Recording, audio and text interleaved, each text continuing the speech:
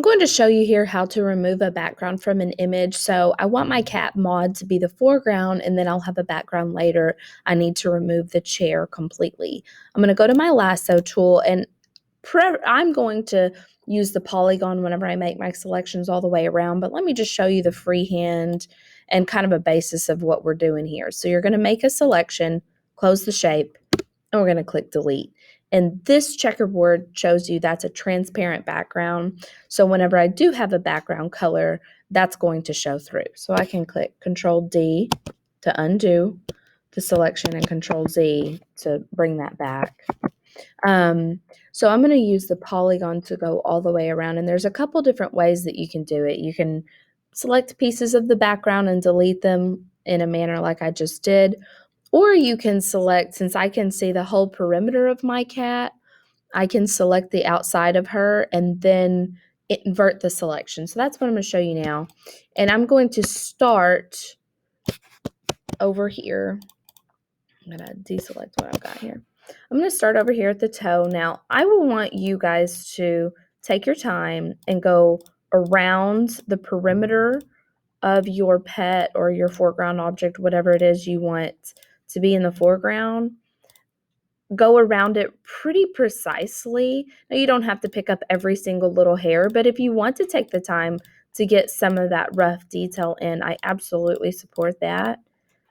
For demo's sake, I want to go a little bit more, a little quicker. I'm going to use that hand tool by clicking and holding the space bar, and that lets me drag around my image. It's very handy whenever you're making a selection. I'm going to go back and pick up some of this tail. It's okay if there's a little sliver on the outside. So I would want to be really precise.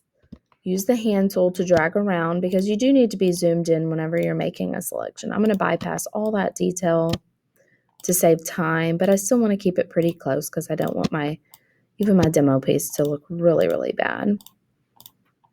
So you can just click and drag around, hold the space bar down to make those movements on your screen so you can see what you need. Now I'm really skipping a lot of detail to get the job done here. There's a way that you can modify a selection as well. I'll show you guys that. I'm just going to zoom all the way out just to go ahead and get her selected.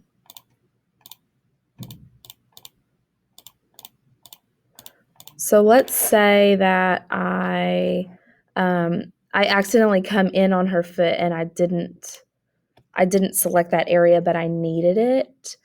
The selection has already been made, and you certainly don't want to have to redo all of that detail that you did before. You can actually close the selection and add more to it by holding down the Shift key and then just select the area that you didn't get that you want to add. Close the shape, and now you have all of it, okay? Now, I don't want to delete my cat. I want to delete everything but her. So I'm going to right-click, invert the selection, or you can click Control-I. It shows you the keyboard shortcut. Now, everything else is selected but her, and I can simply click Delete.